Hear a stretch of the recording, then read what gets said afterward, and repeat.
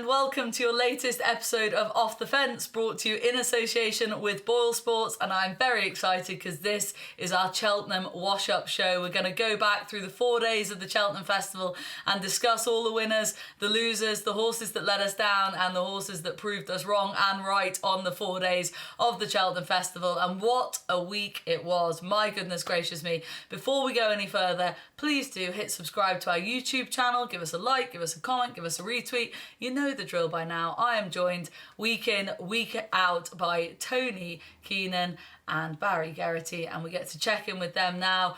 Tony, I'll come to you first. How did you enjoy your Cheltenham week? Well, I'd admire your exuberant enthusiasm there for it. You're not wrecked like the rest of us. Jeez, I know I'm still a bit dead in my feet after it. I thought it was an excellent week. I mean, punting was poor now, to be quite honest about it. I thought the racing was definitely one of the better Cheltenhams of recent years. Good to see a bit more of a spread of success among the Irish trainers. I think that adds to it a lot. And starting picking through the replays and the results there, I thought there were lots of interesting little things to study and look back on.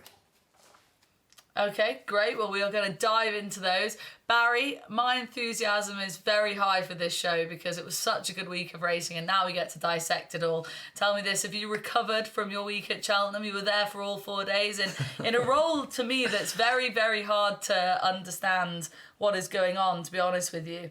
Yeah, I had a brilliant week, Vanessa. I had a few different hats on. The festival ambassador was one of them, but no, the race was magic. Cheltenham always just throws up results that you don't expect, and then you get the emotional one, the fairy tales, everything. So no, it was a brilliant week, and it was brilliant to be there. But I was fairly happy when I woke up in my bed Saturday morning at home. All right then, well, we better get cracking and we're going to go in chronological order here, guys. We're going to kick off with the Supreme, all the big performances from the week. Obviously, we could be here for hours going through all the races, but we don't have time to do that. So we're just focusing in on the star performances from the 4 days. We're going to kick off, Barry, with you and Marine Nationale in the Supreme. Barry Connell, so confident beforehand. Michael O'Sullivan in the saddle. This young lad comes and gives a horse one of the rides of the festival, I think it's fair to say. Rides him like the good thing they clearly thought he was, and he swoops past Facile Vega in pretty emphatic fashion. It's pretty obvious, isn't it, to say that this was a mightily impressive performance? Oh, definitely, yeah. As you mentioned, Barry Connell had talked him up on the channel before this, and you know, you put your head in your block when you put out a statement like that, but the horse lived up to it. Michael O'Sullivan gave him a beautiful ride, lovely time challenge. And it was a good solid performance. Willie Mullins was critical of Paul Townend and Facile Vega, who dropped in early but was in front at the back of the second last, nodded a little bit on landing, but in fairness the winner beat him 3.5 lengths, albeit Willie might have preferred the horse to have been ridden differently. I'm not fully sure he would have been able to beat the winner regardless. So I think the best horse won in the day, and it was a good performance and definitely a horse of the future. Okay, have you ever, Willie's sort of criticism this season of Paul Townend quite openly in parts has been quite noticeable. Have you ever been in a situation when you were riding where a trainer kind of comes out and puts you under a bit of added pressure in a way that Willie's done a few times this season with Paul? Once or twice. I remember Willie jocking me off Alexander Banquet about 20-something years ago, but we'll be back on him the following season to win the old Hennessy in Leopardstown. So it happens with lots of different trainers. I suppose it's unusual for Willie to comment like that, but then he did back Paul completely, and he's been singing his praises, saying the Tiestas chase, but also after the Gold Cup he couldn't wax lyrical enough about him. So I suppose he's kicking him up the tail with one boot and he's clapping him on the back with the other. So yeah, fair enough. And he does say that he works well under pressure, so he clearly Willie just decides to apply that from time to time. Tony, Marine Nationale is now 5-1 for the Arkle of 2024. On the basis of what we saw him do in the Supreme, would you expect him to be going chasing next season? What were your takeaways from the Supreme? Well, my first takeaway is on the subject of Paul Townend. I absolutely hate Paul Townend when I back something else in the race. The chap is never beaten. He's the most horrible jockey to have come and you don't know what he's holding on to. You don't know what he's going to find. He's brilliant, like, but as I said, when you're backing against him, he's just an absolute nightmare. So, in terms of if Willie Mullins is knocking Paul Townend, there's a lot of other lads need a bit of knocking too, I'd say, because he is actually. Now maybe there was one or two there over the week that weren't pristine by his high standards. Facile Vega probably got to the front a little bit soon there. He wasn't to know that. That Marine National was going to come with such a ton of foot, so maybe he should have held on to him for a little bit longer. I'd commend the Mullins team for getting Facile Vega back. I think that was a tremendous training job. I think he was a bit buzzy in the prelims, but in the race he was, a bit more, I suppose, restrained than he had been at Leopardstown on the previous start. I think this performance, Barry summed it up well. Like, I think maybe under a more restrained rate he might have cut it back a length or two, but he was beaten by a better horse on the day. But the one thought they did have is that Willie Mullins was adamant that he would be keen to take on Marine National again. I think Marine National would be the one with more upside, though he was only starting out his racing career Punchestown last year, whereas Facile Vega has a full season of a lot of bumper runs under his belt. So I think if they do meet at Punchestown again, which would be the sound thing, I would expect Barry Connell's horse to probably uphold the form, and he was coming off a break. There was one horse there just down the field I thought showed a little bit. Another Mullins horse, Dark Raven, who finished sixth. He did best of kind of the front runners, the five that kind of came clear. He was sixth. Were all held up to one degree or another. And he was actually a massive big gamble on the show there. I think he went from 20s, 22s into 11s. I thought he showed a bit, having been in the race maybe sooner than most, and might be able to pop up in maybe a lesser graded race, maybe at Fairyhouse or something like that. Okay, one to keep an eye out for. Tony, let's roll on to the Arkle, but we'll stick with you.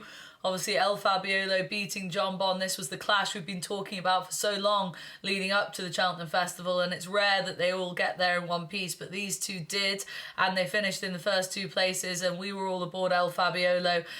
He's definitely not the finished article. What would you expect for him going forward? What sort of horse do you view him as for next season?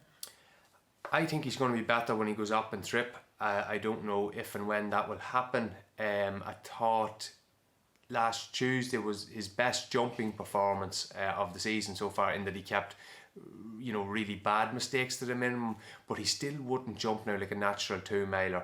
To me, this was a 2-mile race where the emphasis was very much on stamina. You had the front running Dicer Dynamo who likes to get on with things. To me, just by the way on him, I just think he's not a grade 1 horse. He's at 4 goals at it now, and he just can't get over the line. It'll lead to be a bad one that he wins. And with the softened ground and the stiff track, I do think that Fabio just wants the emphasis on stamina at this trip. Now, if he was to come up against an Energumene, ideally the yard might want to split the two up. Would an Energumene's maybe sharper jumping find him out a little bit? I don't know, but I think he's absolutely a very high level of ability, and I'd be very interested in him. I wouldn't be amazed if he was a 3-miler in time. I think he's that big of an engine, so I don't think that's going to happen in the short term. We know that Willie Mullins prefers to keep them around that minimum trip until they're beaten, but I definitely think there could be even more to come from him if they do opt to go further at some point. Yeah, interesting. He's, would he be a King George horse later down the line? He's 3-1 currently for the champion chase in 2024. He's clearly the horse with the biggest engine in the race. But did everything go right for John Bon on the day? Did we see the very best of John Bon, Barry, on that ground? Well, the ground would have been ideal for him. He went a real good gallop, and he probably paid the price for his own enthusiasm, if you like, and he got a heavy fall at the last, but good to see him get up, and that he was okay afterwards. But it made it a proper test, and the cream came to the top. John Bon ran a great race, jumped really well, but El Fabiolo, as Tony mentioned, like his jumping was a little bit indifferent, and even what he did at the last, to get away with the mistakes he made and put in the performance he did, I think it speaks a lot from Suttle. It'll be interesting to see where he goes. Even next season, 2.5 mile, 3 mile, where will he go? But he's definitely got a big engine. Okay, big engine for sure. Could do with ironing out a bit of his jumping mistakes.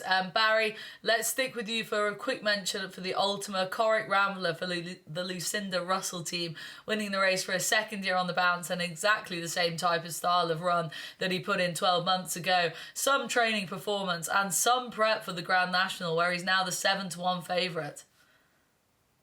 Yeah, definitely brilliant training performance. He won it off 1-4-6, so I think he's about 10-4 in the Inter Grand National. He's number 41 in the ballot. Will need one to come out, which he surely will get. But you'd have to take him seriously. But Aintree is different. He does race behind the bridle. He gets a little bit back. Whether that suits a big field and trying to weave your way through, that's to be seen as well. But he's definitely he's put himself in the mix with this run. Okay, question marks about his run style for a national then. Worth taking on board. Barry, let's stick with you for all things Constitution Hill. This is what we've been building up to on the show. You were brilliant in the aftermath, like the night that we recorded on Tuesday night, our review show of day one, and you covered the emotions sort of watching Constitution Hill. Now you've had time to reflect on it and obviously speak to the team and surely enjoy a few glasses of champagne in celebration as well. How do you look back on Constitution Hill's performance now, and what are you more importantly predicting for his future at this stage? Yes, it was brilliant, as we mentioned in the show last week, and everything he done, and he quickened like mad going to the last. He flew the last, he quickened away, and he hit the line really strong. And Stateman is a very good horse, but if you watch the replay back, Constitution Hill is galloping through the line, where Stateman is actually, he's happy enough to get there, I'd say. So it's just that just backs up the level of form it was and how classy performance it was. At the minute, it sounds like he's going to go to Aintree for the 2.5 mile hurdle, which to step up to 2.5 miles shouldn't be a problem to him. And there is a good chance he'll go jumping fences next season. So it's a bit of a wait and see on that department, whether there's any U-turn or not. But at the minute, it sounds like he'll go jumping fences. So exciting. Am I right in saying, Barry, that you know obviously the owner and the trainer extremely well yourself? Would it be fair to say that Nicky is a more sort of conservative person and probably would like, maybe his nature would be more inclined to go down the route of keeping him over hurdles and him being a multiple champion hurdle winning horse, whereas in Michael Buckley you seem to have, my reading of it is that he seems to be a very sporting individual. He seems to love the game of jump racing and the challenges that throws up, and because of that I'm starting to think that we might see him over fences, because Michael seems like the sort of person who'd want to take that next step, that further challenge with his horse. I'd agree with you totally. And Michael, he's definitely up for the challenge, and he loves the best in racing and wants to have them, I won't say the most fun, but definitely, to see how far this horse can take him. Obviously what he did on Tuesday was brilliantly, but as you say, he wants the challenge and fences, there's no reason to suggest he shouldn't make a good chaser. He'd schooled well for his point of points. So no, he definitely has a future. As regards Nicky, he cracked on with chasing with Sprinter Sacra, and Altior was unbeaten when he went for the 2 mile chase route. So I wouldn't necessarily say Nicky is that conservative. He would always do what he feels is right for the horse. So if he felt hurdles were his thing and like that, he would have done the same with Binocular and lots of other champion hurdle horses over the years. But when he thinks he has one that will jump a fence and will potentially, thrive over a fence, and you would often look for possibly £10 of improvement from a good hurdler to a chaser, a fellow who's really good at it. So there's still potential for improvement in him over a fence, because he does jump really well. But Nicky would definitely be up for it once he knows he has the right horse for the job. Interesting, very interesting. Tony, what are your thoughts hearing that? Actually, look, you'd be hoping there would be, ambitious plans from him. By the sounds of things, there are. He looks just, nigh unbeatable over hurdles. You never know with him going chasing. I know the flat has been mentioned. I'd say that's unlikely, not least because he just need a certain type of campaign on the flat with avoiding fast ground. I'd say he'd like a little bit of a cut. Just on Stateman there, I thought Paul Townend's ride here was actually nearly a half protective ride. He just didn't want to really get into a battle with Constitution Hill, nearly riding half of the night to Punchestown, almost like he was beaten before he went out, and again, that was probably a very sensible thing to do. So it will be interesting to see, is he just going to turn up at Punchestown and keep rolling with the Irish grade ones, which I do expect that he will do. Yeah, I fear that might be the route for him too, Tony. Barry, let's mention Honeysuckle. How could we not mention her if we're covering Tuesday's big moments? Because we'd only just really I'd only just got over the high of Constitution Hill. You were probably still enjoying the moment. And then Honeysuckle goes and does what she did. Look, it's been said so many times what an incredible moment it was, but I suppose we should take the opportunity to congratulate the team you know, Henry de Bromhead's clearly not had the most ideal season. His horses haven't been firing on all cylinders. And for him to get Honeysuckle there, yes, it wasn't the Champion Hurdle, but it was still a very competitive mares event. In the form that she was in, to deliver that sort of performance, it was a terrific training performance from the de Bromhead team and a ride from Rachel, typically good in the saddle. Oh, definitely, for sure. Henry did brilliantly to get her back to the level she had shown in the past, and she did run to that form. Rachel gave her a super ride, tracked the pace and timed her challenge after the last, and she won. It was a good solid performance, and it you know, proved it was the right race to go for. But likewise, Johnny Burke rode a beautiful race in Love Envy, dictated the pace in the front, quickened from the front, and only Honeysuckle was the only one who could deal with it. So great ride from Johnny Burke, brilliant ride from Rachel, great training performance. But you know, the atmosphere, the reception she got when she came back into the winners' enclosure was brilliant. The place erupted. It was two champion hurdles within 40 minutes of each other, the same atmosphere. You know, the crowd went crazy and gave her the respect and the applause that she deserved, and a brilliant way for her to sign off then. And guys, obviously Honeysuckle now retires. Where do you think, Barry, I'll come to you first for this, where does she sit amongst the greats? Obviously she's won at 4 consecutive Cheltenham Festivals. She had that massive unbeaten run. Where do you rank her among the great hurdlers we've seen over the last few decades? Well, I'm not sure she ever got the respect she deserved. You know, she went, but I think it was 16 runs unbeaten before she was beaten. And as you say, she's won at 4 festivals. Isterbrack would have won at 4 festivals, and he won the Old Sun Alliance and 3 champion hurdles. She's done 2 mares hurdles and 2 champion hurdles. It's very, very, very difficult thing to do. So I think she's a very, very good mare. Whether you'd start ranking her in the top 10 or that, I'm not so sure. But she's definitely, as mares go, she's up in the top 5 or there. Okay, what about you, Tony? Where would you rank her? Barry sort of, I don't know, that wasn't quite as effusive as I thought Barry was going to go there. Where do you rank her amongst the all-time greats? I suppose the mayor's allowance does cloud things a little bit. Like, I don't have the ratings in front of me, and I wouldn't claim to be a ratings expert. And I think on ratings, she was a good, if not great, champion hurdler.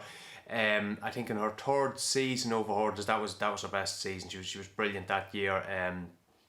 Taking apart the Irish champion hurdle at Leopardstown, then doing similar at Cheltenham, and then at Punchestown when her yard, if I recall correctly, were very much out of form and things didn't go great for her. She didn't jump well. Sharjah looked like giving her a right race. I think she made a mess of the last and still won, kind of going away. I don't think she was ever as good as that again. But look, there's more to it than just pure ratings. She has massive popularity. Would be putting thousands on a gate if she's at it, which there aren't very many horses that can do that. You count them on one hand, I'd say. And also the fact that the longevity, as Barry mentioned, like 16 runs, not running in too many bad races. Now, you could argue at the start she kept the mare's company, but she ran in all the big races after that. Hatton's Graces, champion hurdles, whether Leopardstown, Cheltenham or Punchestown. So yeah, for the longevity, you'd have to give her a few bonus points. Yeah, she'll be very memorable, if maybe perhaps not tip top in terms of rating scales.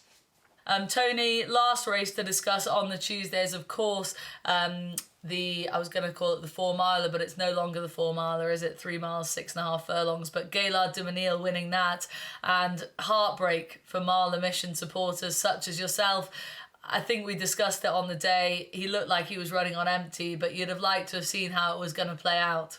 Oh yeah, as always, you'd like to find out. I think watching it back today, I actually think he had every chance of winning it. I certainly wouldn't have been. He certainly wasn't a beaten docket at that stage. I know he had traded 1 to 3 in running. Now whether he was trading quite that when he fell 2 out, he was certainly odds on. I think a couple of people were saying so. The race kind of then set up for initially Chemical Energy, who seemed idle a bit in front, and then Gaillard du Mesnil kind of stayed on best of all. And again, a lot was made of the maybe carnage and for punters and different things. It was a bad week, but to be fair to Willie Mullins, he had 6 horses during the week that were sent off 2 to 1 or shorter. 5 of them won, and the other one was Allegory de Vassi, who he all but won and at least ran very well. So people who are kind of following the Mullins short ones and trusting him, you couldn't be in safer hands, to be fair. Very interesting. Love those sort of stats. You see, that's why we have you on the show.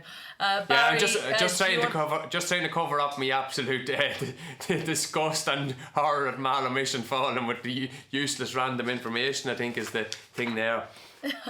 Well, you did that very well, you see. If you hadn't just put that last little nugget in, you'd have got away with that. You sounded like a very gracious loser and an intelligent loser as well, Tony. Wow. Barry, Gaillard de Vanille, he's 7-1 for the Ball Sports Irish Grand National now. Would he be a horse that you'd expect to, attempt that again, to go into a race like that? Well, he's in entry as well.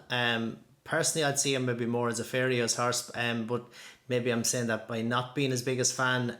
He's a good horse, don't get me wrong. Maybe he was slightly fortuitous on the day in Cheltenham.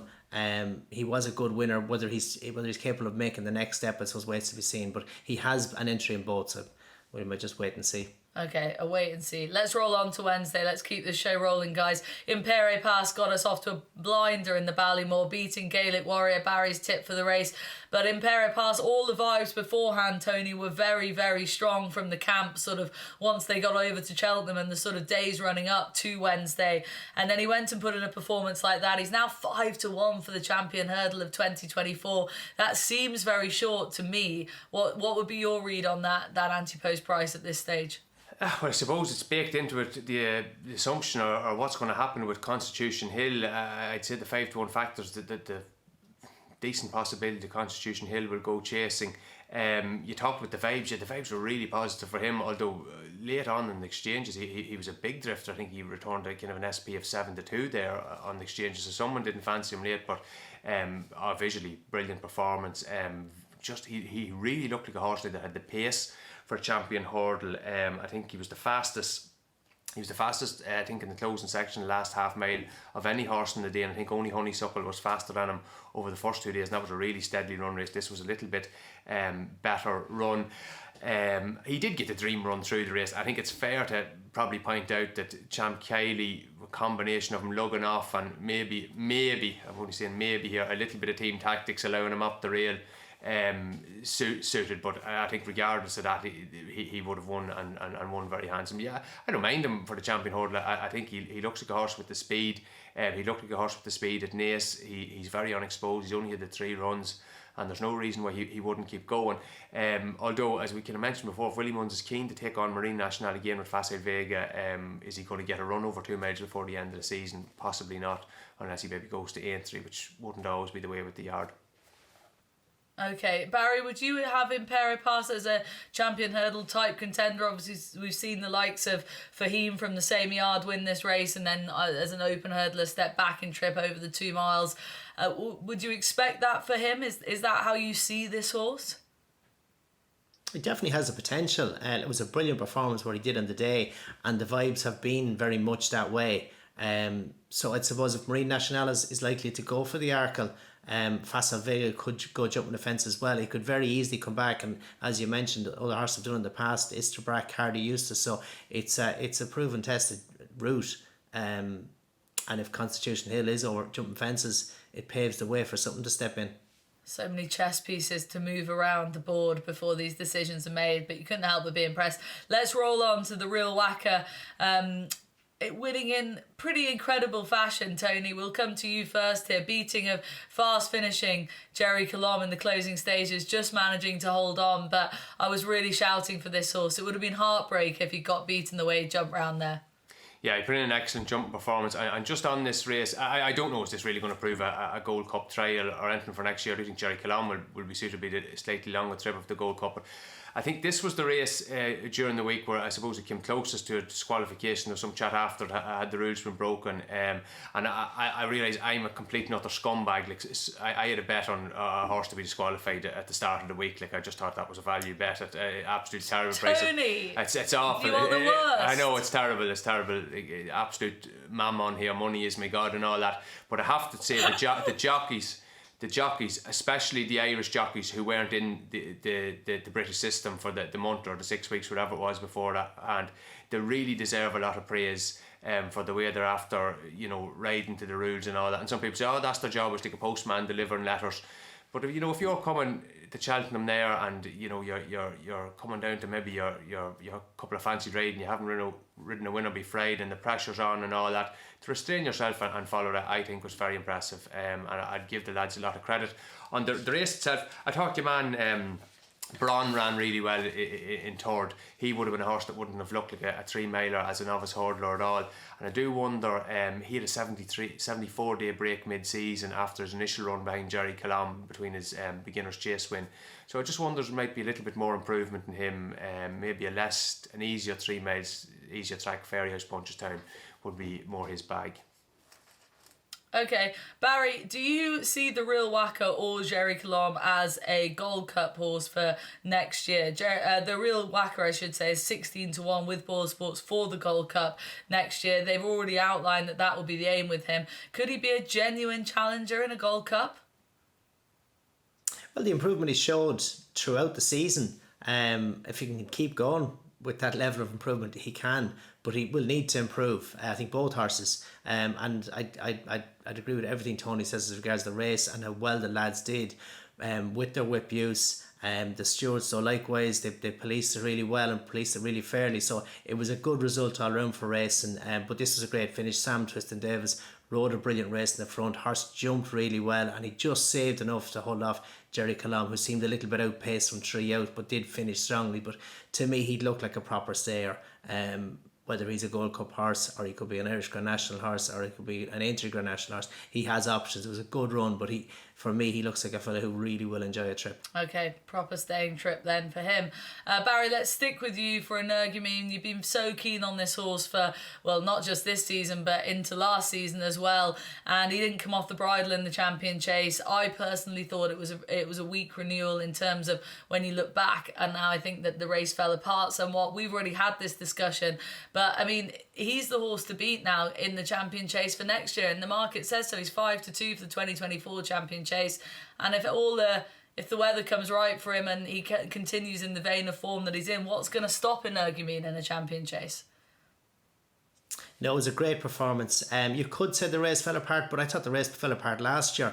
And he wasn't as impressive. Where this year it did. Edwardstone and Editor Jeet, both you'd have to say, showed the signs of a tough race in the Clarence House. Where this fella improved for it. He travelled keenly throughout the race, probably too keen in Paul's hands at times.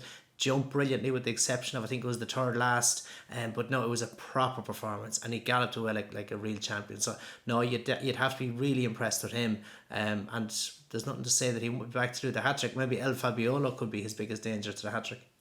Biggest danger in the same stable yards. Come on, Tony, bring some realism to this show. Is this a weak Champion Chase division currently?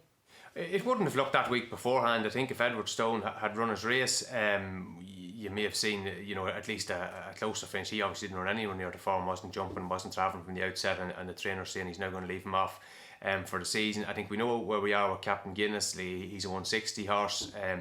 Poor thing, not the sad thing, but Captain Guinness wants a 1 mile 6 chase. He's a little bit of a short runner to stiff 2 miles. His jumping is really good. He travels very strongly. He just doesn't have the requisite stamina, I think, at the end. So finding a race like that's obviously very, very tough. Or finding a race lesser opposition because you're coming up against the Energumenes and over the past few years, Chacun Bourgeois of the world. But yeah, the weather has played ball with Energumene the last 2 years, but he's still running well into the 170s. Excellent efforts out of him. Thought Geraghty didn't run too bad. He was still travelling when he made, an awful mistake 4 out. He was travelling quite nicely in the outer. Wasn't great 3 out, but he finished off all right. The Sandown race is still going to be there for him at the back end, the celebration. Especially now if Edwardstone isn't going to go there. Like if the couple that finished ahead of him there, Captain Guinness, say, or Edder the G, who just narrowly beat Pitch Stop again, I think Geraghty might be able to have the measure at his favourite track. Okay, back at his favourite track for Grenadine. Barry, on we roll. A quick mention for the cross-country chase. Don't want to hang around too long here, but obviously Delta Work notching up one for Team Gordon Elliott, whose week didn't go to plan in many other places, but they did manage to win this with Delta Work. Great to see him win it again, of course, but might we see him in a national now? Is that the plan for Delta Work? Well, he's in there and he's well up in the betting as well. He's in off 159 where he was third last year off 160, beating 22 lengths. Ran in snatches on the day, so whether that was his chance, can he improve on that, I wonder? Will he be any faster this year than he was last year? It's probably not likely. He beat Galvin, whose form may be a little bit questionable, but I thought he ran a good race for his first run over the banks. So good performance, but I'm not fully convinced he would be the one you'd want to be choosing for the national. Okay. Barry, let's stick with you for one of the stories of the meeting. A Dream to Share winning the bumper. Yourself and Tony were keen on this horse beforehand, but then got a bit of a wobble on with the ground, but he wins anyway for John Kiley and the team. And what a story it was for the jockey, for the owner. The whole story, just expand on that, because you obviously know these guys pretty well. Why was it quite so special? Actually, it was brilliant. JP bought the horse on the run up to the race after he won in Leopardstown, off Brian Gleeson's, whose son John had been riding the horse, and it was agreed that John could stay on the horse, and John's only 18. Then he's trained by John Kiley, who's 85 years old, having his first festival winner, having had lots and lots of good runs in the past over the years, and a super trainer, especially of bumper horses. But young John gave it a brilliant ride. He was in Patrick Mullen's slipstream the whole way through the race. He followed him into the straight. Patrick kicked when he straightened up, and John just stayed hands and heels the whole way down until he got through the wings of the last, and then he pressed the button to go. And the horse picked up really well at Dream to Share. So good performance to beat the well-fancied Factifile and the Paul Nichols horse back in third. Captain Teague, I thought he ran a brilliant race and is one to probably keep an eye on, because Paul wouldn't be known necessarily as a bumper trainer the way that maybe Nicky Henderson is, or John Kiley, or Willie Mullins. So I'd say he's a horse with a lot of potential and one to keep an eye on maybe next season. But the winner was brilliant, and it was just a brilliant story between the McManus family, the Gleeson family and the Kiley family. So no, a great result. Captain Teague and the winner, A Dream to Share, Tony, were two horses that you had talked about in the run-up to the bumper.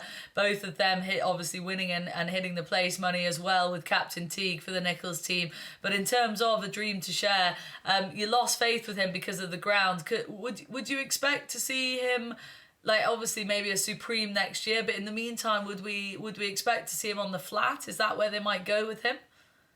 I suppose the connections they're after...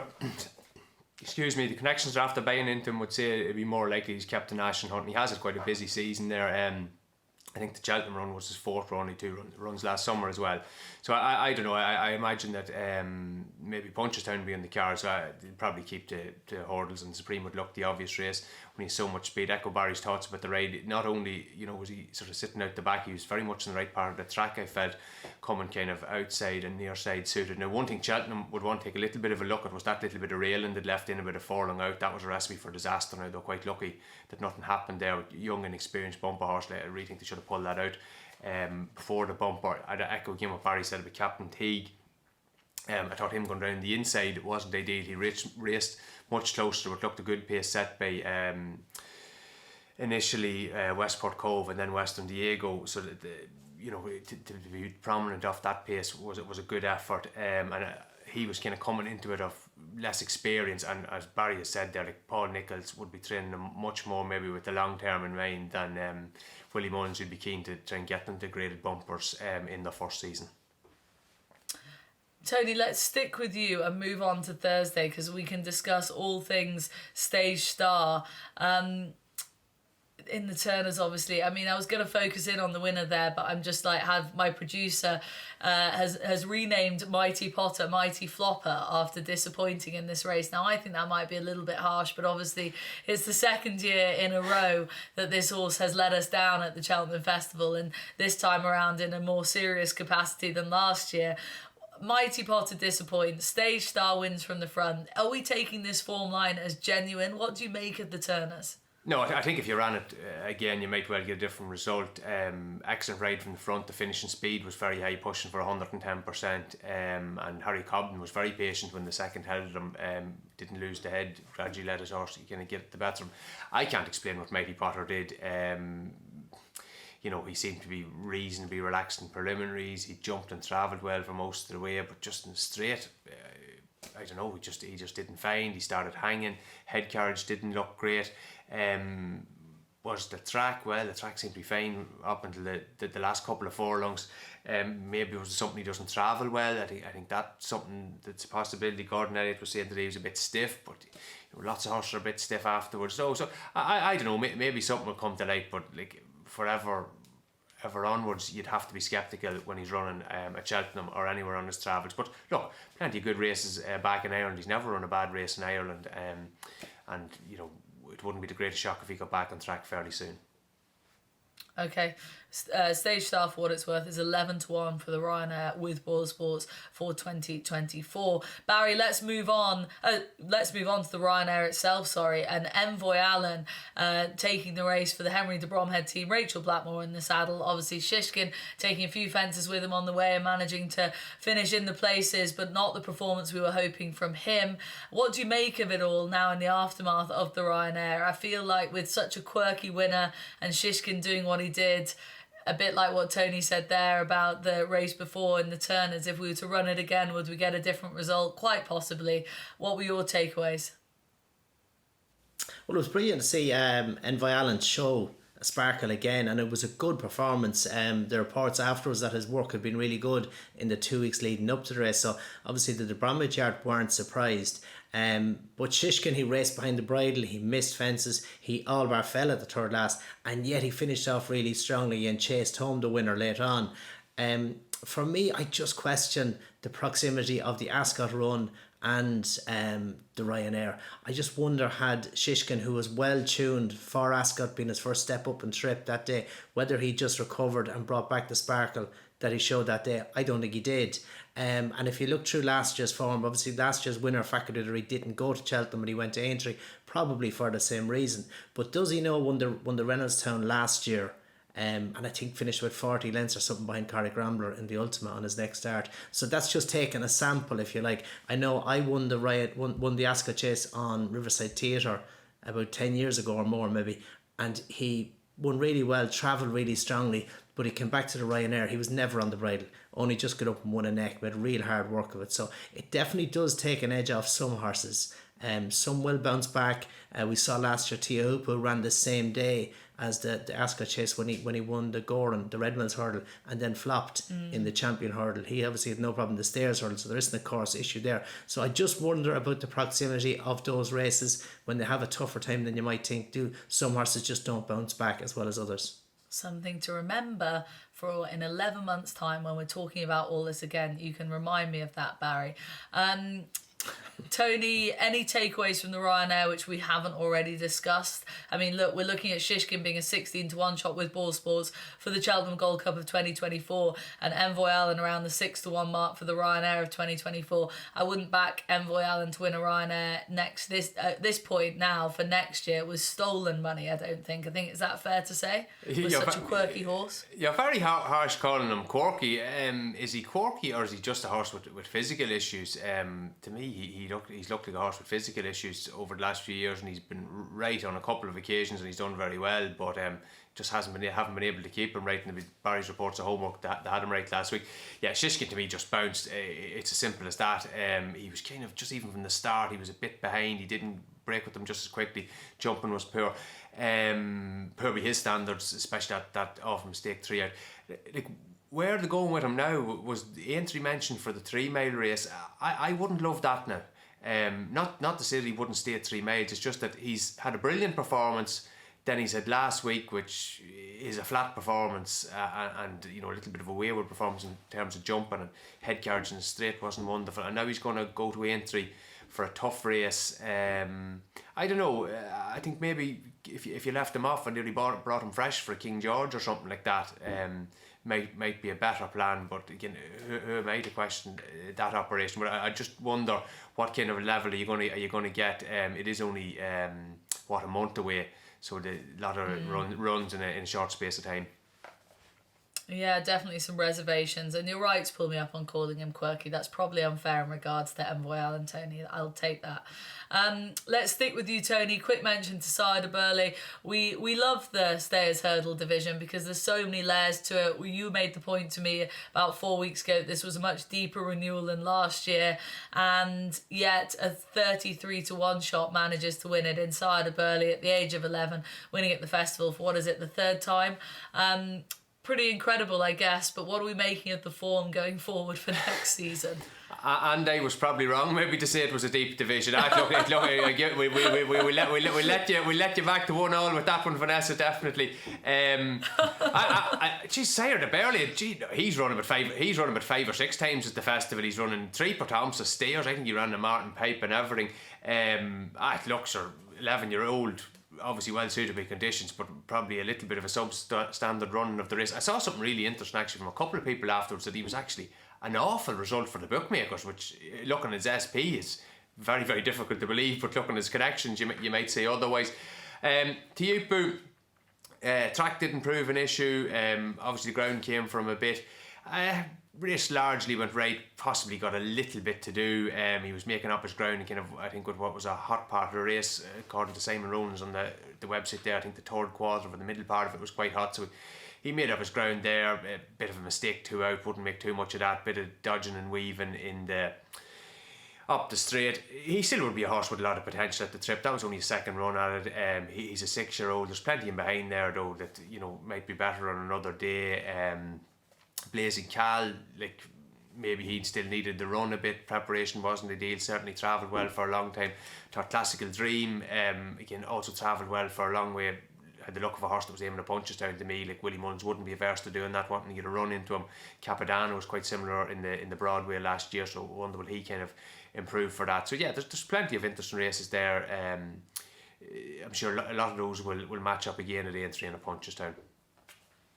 Okay, a muddling division, it's fair to say. Barry, it's mad to me that it seems like you've been retired for quite a while now, yet you were winning at the Cheltenham Festival on Sire de Burley. I find that time seems to have got muddled here with this Sire de Burley horse.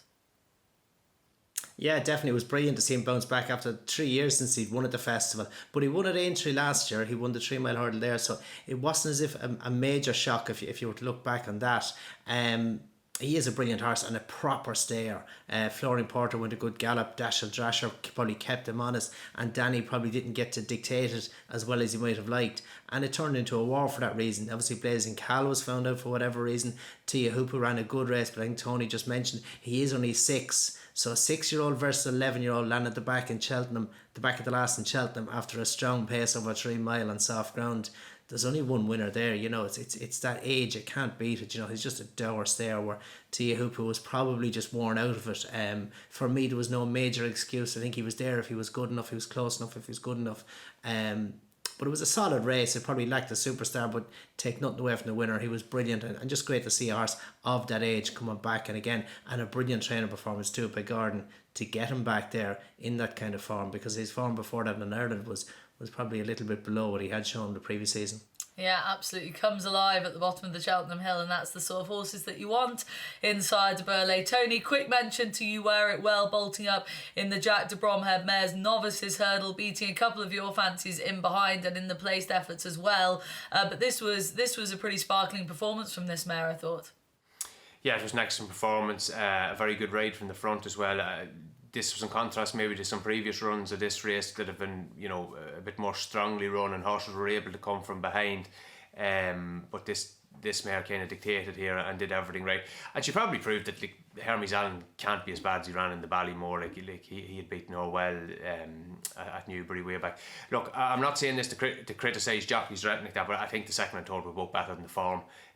Magical Zoe got a lot to do. Had to do a lot of running from 2 out. She stumbled after that and made up a lot of that ground. I definitely think she's laced with ability now and might even improve for that run. And Halka to Bear, for kind of different reasons, I thought the jockey can just sitting on her at the path, which wasn't ideal because she's actually a bit of a stayer at this trip. Now, whether she wants to go back right-handed, the Fairyhouse race would look logical. The Grade 1 there at Easter, I think she might be a little bit better left-handed, but again, I think both of those have potential. Lucia was a bit disappointing. I don't know, I think there were some vibes of her preparation hadn't been great, but overall, yeah, I thought it was a very interesting race, and the winner now is not to be underestimated, even coming back from Mare's Hurdle next season. Absolutely, under a terrific ride as well. Let's rock and roll on to Friday. Kick off with the Triumph Hurdle. Lossiemouth absolutely bolting up. Much the best in the end. So much discussion about the Triumph Hurdle. Barry, you were keen on Blood Destiny. You convinced me into Blood Destiny with your confidence.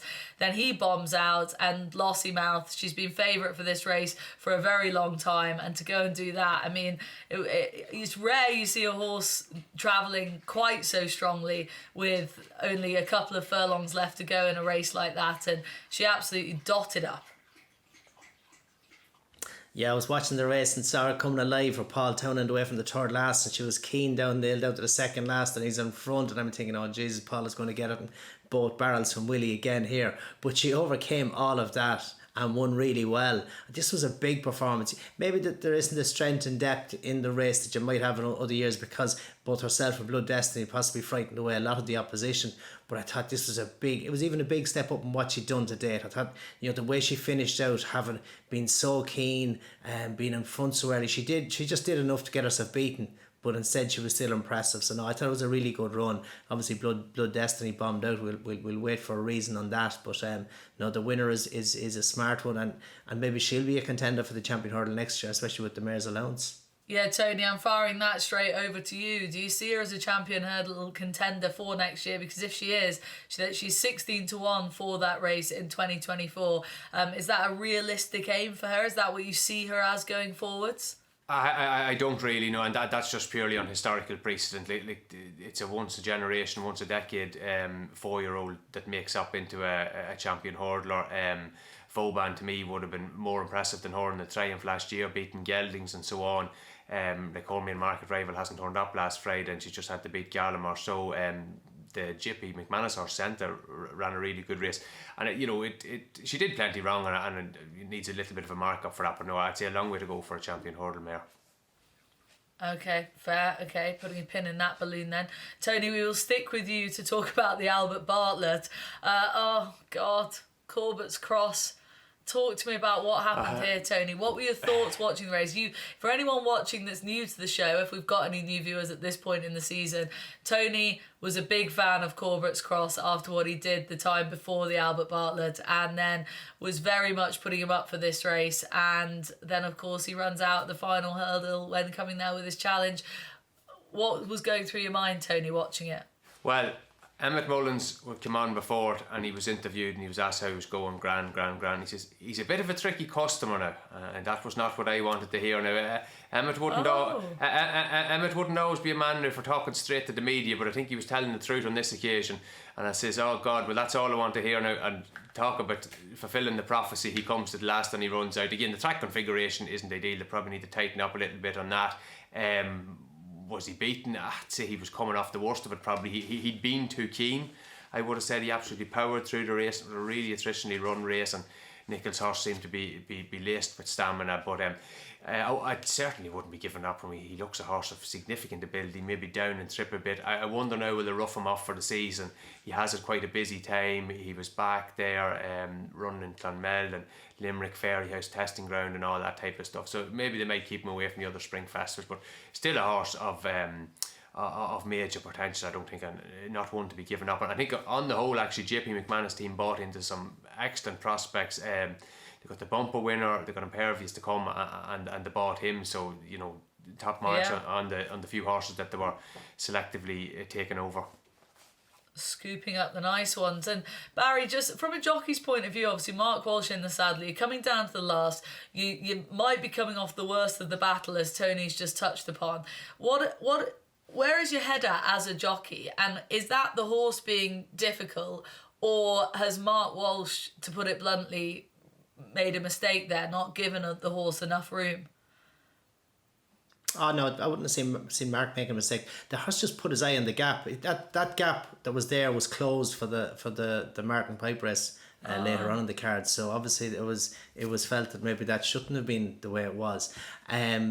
But that gap was then just right where the horses leave the parade ring to come onto the track. So there is an attraction there, if you like. If a horse is looking for a way out, that's the obvious place to go. It's very easy to blame Mark and say he should have his whip in the other hand, when in fact he's running closer to the rail on the outside. The natural thing when you have a horse on the outside rail like you would have in Cheltenham would be to have your stick in the left hand. So I don't think Mark did much wrong. But for the horse, for me, I felt the Nace run cost him. That dropping back to 2 mile, racing at a higher tempo. He lined up here on Friday, and he was expecting to go faster than he did, and for that reason he didn't settle as well. And you'd have to think if he settled, I would say he would have taken out a beating. But take nothing away from the winner, he was very good. I thought Harry Cobden was very good on him. And the placed horse, Affordale Fury, he ran on from behind, and Sander Clegane got trapped a little bit wide. likewise, he a little bit further back than ideal and finished strongly too. So he would be one for me to keep an eye on, and especially next season going chasing will be Sander Clegane back in third. Okay, lots to take away from the Albert Bartlett. Barry, let's move on to the Gold Cup. Galopin Des Champs comes out on top on what we had hyped up to be such a deep race, so many horses with different profiles coming in, but all that we could make cases for. This horse was strong in the market, in the anti-post betting, right up until the tapes go off, and then he wins in really impressive fashion in the end, really. The way in which he galloped through the line, pulling away from Brave Man's Game, who's put it all out there and has just come into a horse that has just bumped into a horse that ultimately is better than him on the day. Lots of people waxing lyrical about Paul Townend's ride. I, for one, my view on this is it was a good ride. Of course it was a good ride, but he was on much the best horse in the race. He rode to instruction and he rode a waiting ride in a Gold Cup. I didn't know it. I think AP McCoy called it the best ride he'd ever seen in the aftermath. Well, I advise him to go back and watch a few of your rides and that Ryanair with Riverside Theatre or whatever that yoke was called. I mean, come on. Surely that's one of the best festival rides we've ever seen, Barry. Well, for me, the best ride is a ride when you have a choice and you make the right choice. And it's easy. It's easy push horse. It is. You know, if that's your only option is push and drive. That's all you can do. But if you have the option of do I go or do I sit? And if you're sitting in a Gold Cup and you're a couple lengths down going to 3 out and you're happy to pop and happy to follow, like you say, it's just a normal waiting ride, but it's in a Gold Cup. It's easier said than done. I thought he made it look so simple. It was like a novice chase on a Wednesday. He just schooled around, he followed, he tracked Brave Man's Game into the straight, he took it off him just literally 2 strides before the last, pings the last, pulls away and wins by 7 lengths. Great performance, it was by far the best in the race. Horse with a massive future, but it was a beautiful ride. And it's the simplicity of it that is the beauty of it, really.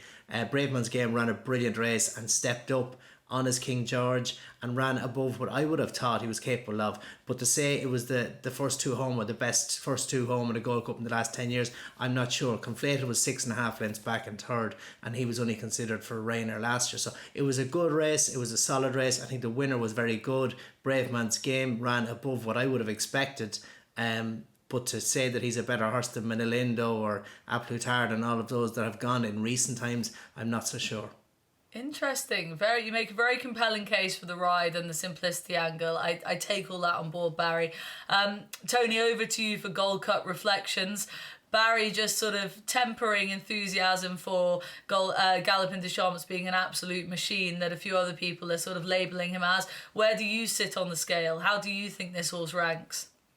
I'd say he's up there among recent Gold Cups. He's not, I suppose, Couto Star will still set the benchmark.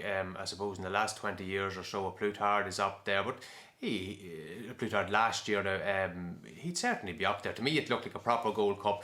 It wasn't one of these where, I think we've mentioned it before, Album Photo's second Gold Cup where they went to Dodd, like the pace really sorted them out for an early stage. Statler was on his head, Menelindo was on his head a bit. There's some issue with the start with him as well, and you know the field was thinned out, you know, from an early stage. There were a few fallers and horse been brought down, and A Plus Tard was badly hampered when he still had a life. But you know, it did seem a race with the cream rose to the top, and I think very much like when the Gold Cup is run like this, and like A Plus Tard to a degree last year, it's hard for horses, I find anyway, that have run in the Gold Cup already to come back and do it again. You can see in a race like this, like how many of these horses are going to come back from this to win. Now, you'd like to think the winner would, but they don't always. Like the first 4 home are all having their first start in the Gold Cup.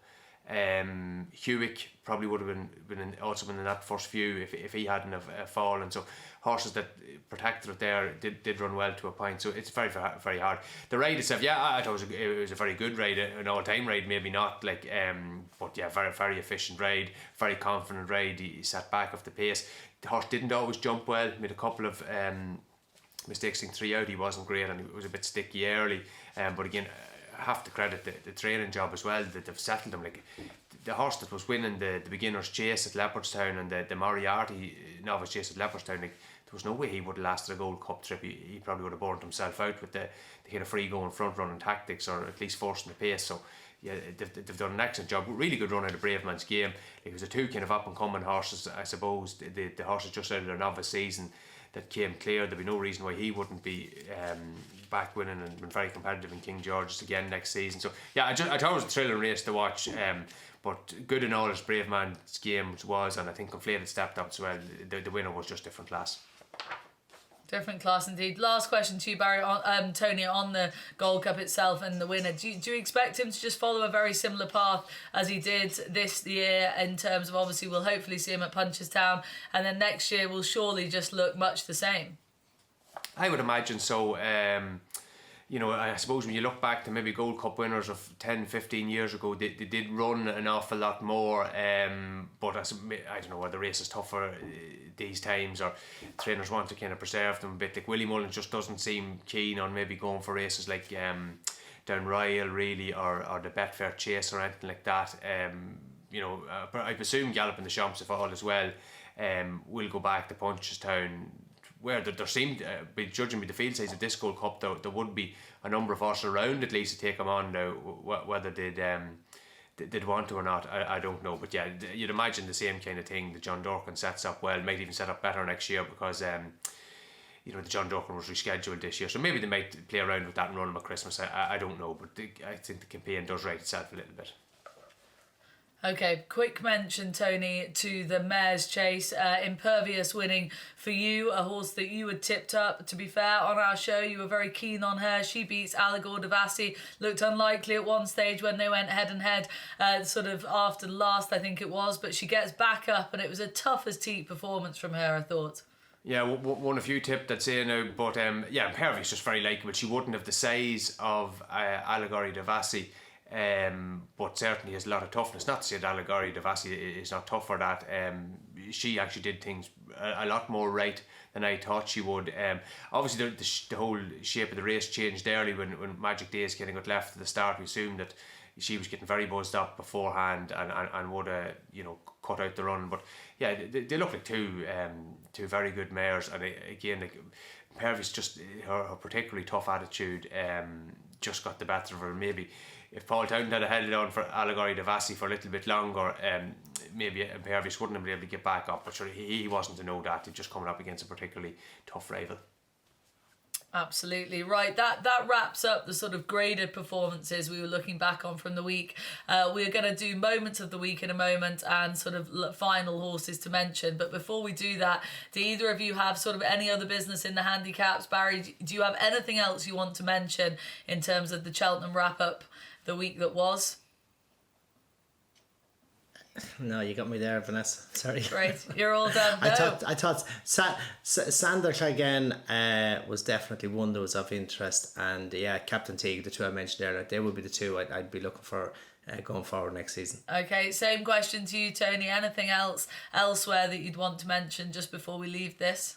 Just an angle there that I sometimes like to look for. Like the Irish horses that win that Cheltenham handicaps oftentimes turn out to be graded horses afterwards. One that probably stood out in that regard was Muscada in the Grand Annual.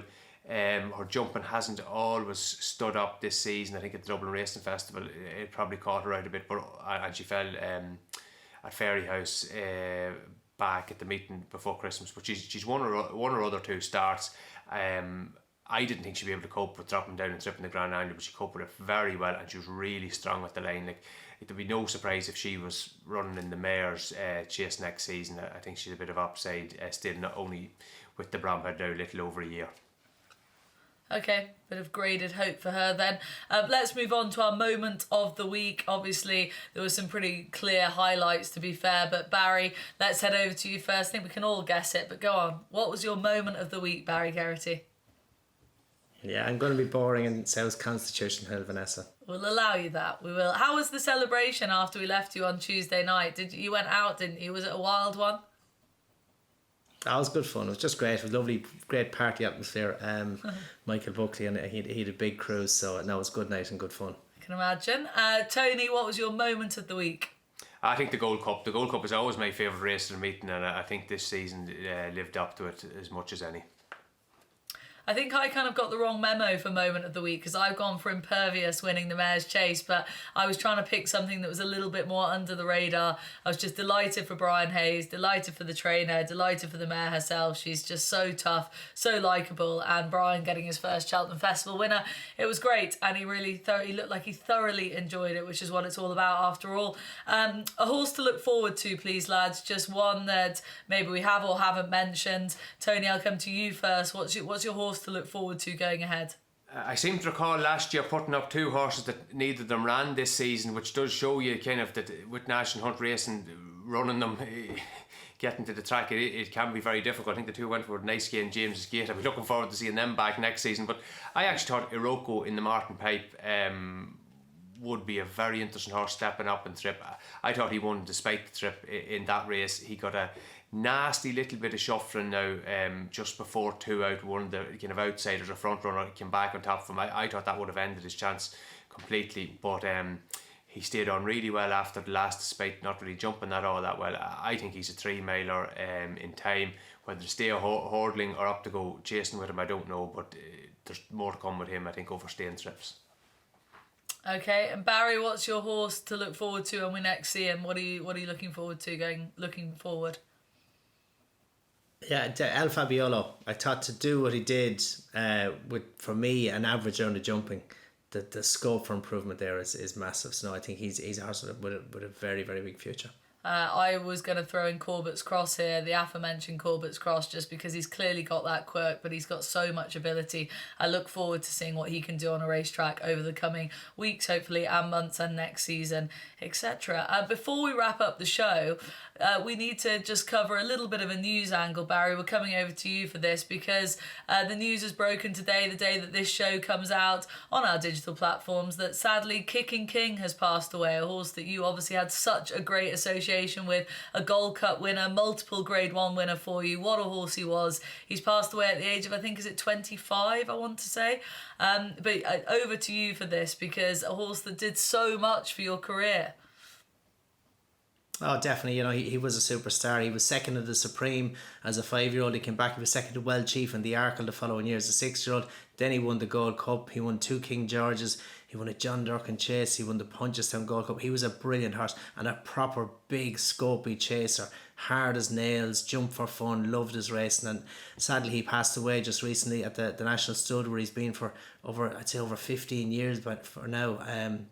And no, he was a gorgeous big horse, and just sad news really. But for everyone, especially those who looked after him in the National Stud, Leona Harmon, who was the woman who looked after him over all of his years. So I'm sure Leona is having a very tough time at the minute, because he was a gorgeous big horse, and we all very much loved him. If you could pick out one winner you had on him, I mean, the Gold Cup seems an obvious one, but was there a race that you got a really big kick out of for other reasons with Kicking King? Well, definitely the Gold Cup, but I suppose his first King George in when the fella ran across in front of me after I nearly buried him at the last, struggled to hang on, hung on, and next some fella runs across in front of me, dressed up as Santa Claus, and managed to get over the line. So I'd done my best to get him beaten by going as early as I did to try and find a Reserti up for stamina, and then, as I said, nearly wrestled him to the ground, and then Santa Claus. So that was a little bit more exciting than I expected. But Barry Geraghty, that's one for the trivia questions. The man who won a King George and nearly killed Santa in the one Christmas. I think that's definitely one.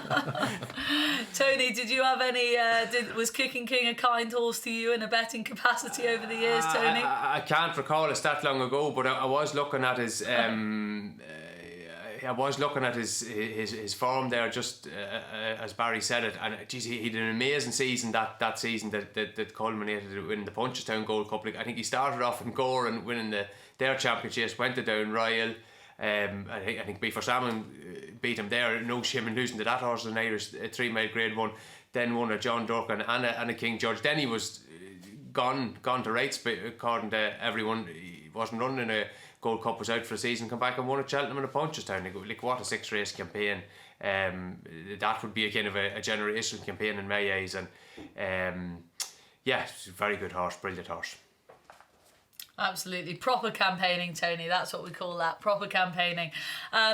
Look, that's about it for now. That was our Cheltenham wrap-up show. Hopefully we've given you some good takeaways from the 4 days of the Cheltenham Festival. Hopefully you have enjoyed the coverage over the last week or so and the full season as well. We take a couple of weeks off now, but we'll be back with a Boyle Sports Irish Grand National preview in 2 weeks' time, so stay tuned for that. But for now, thank you very much for watching. That was Off the Fence, brought to you in association with Boyle Sports.